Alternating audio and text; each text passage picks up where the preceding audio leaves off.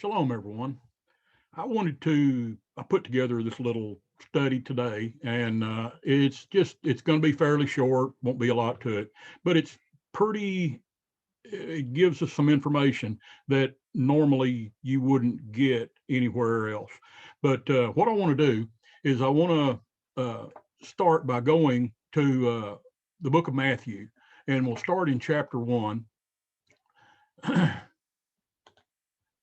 So what I want to do is I want to show you this. So if we look here, starting in chapter 1, we're looking at the genealogy of Yahusha.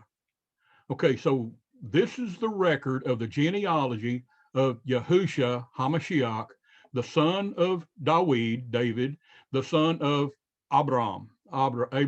Okay, now let's skip down right quick. I want to show you this. Okay, in verse 17, it says, in all, there were 14 generations from Abraham to David. Okay, there were 14 from David to the exile of Babylon, and then there were 14 from the exile to Messiah. All right, now let's look at this just a minute. Let's make sure that that's telling us the right thing. Okay, so let's look at this. So let's count them. Okay, so right here in verse 2, we got Abraham is 1. The father of Isaac is 2. Okay, Isaac, the father of Jacob, 3. We've got Jacob, the father of Judah, 4. Judah, the father of Perez, 5. Perez, the father of Hezron, 6. Hezron, the father of Ram, 7. Ram, the father of Amminadab, 8. Amminadab, the father of Nahshon, that's 9. Nahshon, the father of Salmon, that's 10. Salmon, the father of Boaz, 11. Boaz, the father of Obed, 12. Obed, the father of Jesse, 13. And Jesse, the father of David, the king, 14. Okay, now, so we know that that's correct. All right, now let's keep going. Okay, now we've already counted David. Okay, so we have Solomon. Okay, then Solomon, the father of Rehoboam, that's 2. Rehoboam, the father of Abijah, that's 3. Abijah, a father of Asa, that's 4. Asa, the father of Jehoshaphat, 5. Jehoshaphat, the father of Joram, that's 6. Joram, the father of Uzziah, that's 7. Uzziah, the father of Jotham, 8. Jotham, the father of Ahaz, 9. Ahaz, the father of Hezekiah, that's 10. Okay, Hezekiah was the father of Manasseh, that's 11. Manasseh was the father of Ammon, that's 12. Ammon, the father of Josiah, that's 13. Josiah, the father of Jeconiah, that's 14. Okay, and his brothers, and this takes us to the Babylon. Okay, so there's 14 there. Now let's look at this one. Okay, after the exile of Babylon. Okay, now remember we got, let's see. Okay, so we got Jeconiah, we got him. So Jeconiah was the father of Shealtiel, that's 1. Shealtiel was the father of Zerubbabel, that's 2. Zerubbabel was the father of Abud, that's 3. Abud was the father of Eliakim, that's 4. Eliakim was the father of Azor, that's 5. Okay, Azor was the father of Zadok, that's 6. Zadok was the father of Achim, that's 7. Achim was the father of Eliud, that's 8. Eliud was the father of Eleazar, that's 9. Eleazar was the father of Matthan, 10. Matthan was the father of Jacob, that's 11. Jacob was the father of Joseph, that's 12. And the husband of Mary. So there's not 14 here. I wonder what's going on. Let's go back and look at this. I think I miscounted. So we got Josiah was the father of Jeconiah. Okay, that was the 14th there, and his brothers at the time of the Babylonian exile. Okay, after the exile of Babylon, we've got Jeconiah, we've already counted him, was the father of Shealtiel. Shealtiel was the father of Zerubbabel, that's 2. Zerubbabel is the father of Abud, that's 3. Abud was the father of Eliakim. 4. Eliakim was the father of Azor. That's 5. Azor was the father of Zadok. 6. Zadok was the father of Achim. That's 7. Achim was the father of Eliud. That's 8. Eliud was the father of Eleazar. 9. Eleazar was the father of Matthan. That's 10. Matthan was the father of Jacob. That's 11. And Jacob, the father of Joseph, Joseph is 12. And it says the husband of Mary. So there's 12, and then Yahusha would be the 13th. So why does it say right here? So we've counted this twice, so we didn't make a mistake. Why does it say that there were 14 generations from Abraham to David, 14 from the David to the exile to Babylon, and 14 to the exile of Mashiach? Well, is the scripture, did it count wrong? Well, no, it didn't. And this is something that you won't see in any English version.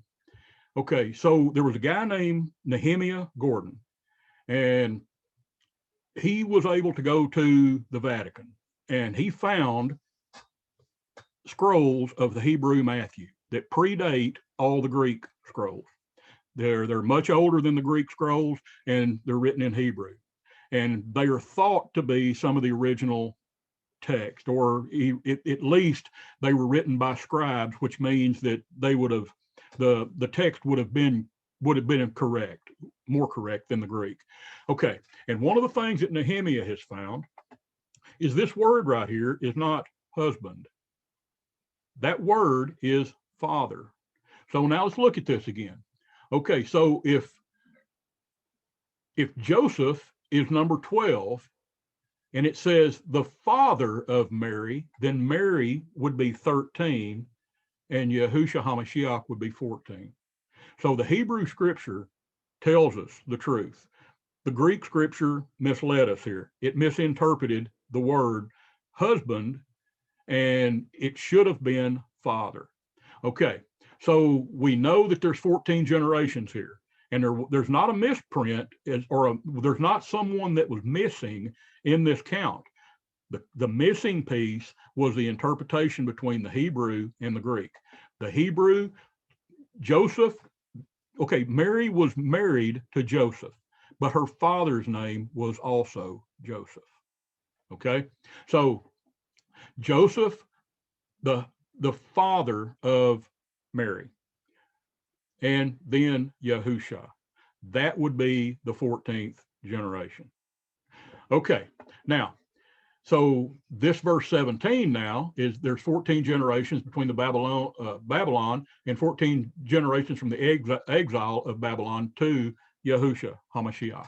So again, so now 17 is correct, knowing that this is a mistranslation. Okay, just wanted to bring that out to you. Now, another thing, let's go to, I want to just bring this up real quick. This is something that's really interesting, or it is to me. Let's go to John chapter 6. Okay, let's look at John chapter 6, starting in verse 32. Okay, here, Yahusha said to them, "Truly, truly, I tell you, it was not Moses who gave you the bread from heaven, but it was my Father who gives you the true bread from heaven.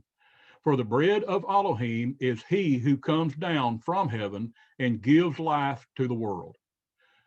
Okay, and then he says, "Sir, you said, give us bread at all times." And Yahusha answered, "I am the bread of life. Whoever comes to me will never hunger, and whoever believes in me will never thirst. But as I stated, you have seen me and still do not believe." Now, what I want to focus on is Yahusha being the bread of life. Now, if you look at this, it says that, that Yahuwah gave the bread of life, the true bread from heaven. And he right here, Yahusha saying that I am the bread of life, talking about he being the bread of life. Now, if we go to, let's go to John chapter 1. I want to show you this right quick. This is just something that, let's see. No, I'm sorry. It's going to be Matthew. again.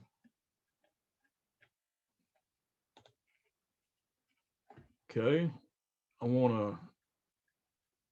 think it's in verse 2 where I'm looking for.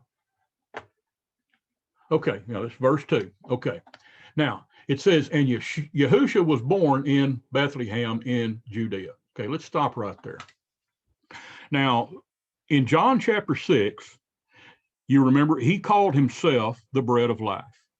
And he said that he was the true bread from Yahuwah.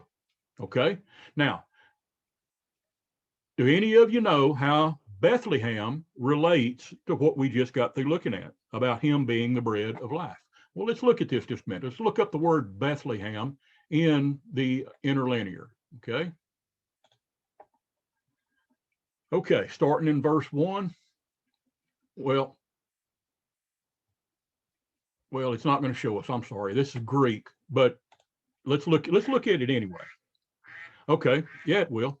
Okay, so the word Bethlehem, it's Beit Lechem. Beit is the house. Lechem is bread. Okay, so the word Bethlehem is actually in the Hebrew is Beit Lechem. And the Beit Lechem, if you look, is the house of bread. Now, do you think it's a coincidence that the true bread from heaven, from Yahuwah, the bread of life, do you think it's a coincidence that he was born in a town called the house of bread or Beit Lechem? Well, there's no coincidences in the scripture. They're all choreographed by the creator, and it's just simply amazing how things come together and how things happen. But Yahuwah has it coordinated, he has it choreographed, and it's amazing the way he puts this stuff together. So that's all I've got for today. It's a couple of small little things, but it's pretty impactful. Because the more we learn about the Hebrew, the more we understand that about how Yahuwah has put things together and how he had this town, which predates the Messiah by a long shot, and it's named the House of Bread, Beit Lechem, and just so happens the Messiah, the true bread from heaven, the bread of life, was born in the house of bread, Beit Lechem. Who would have thought it? Well, I want to thank y'all. I know it's been fairly short, and I want to, again, thank y'all for watching, and I guess we'll see you on the next study. Shalom.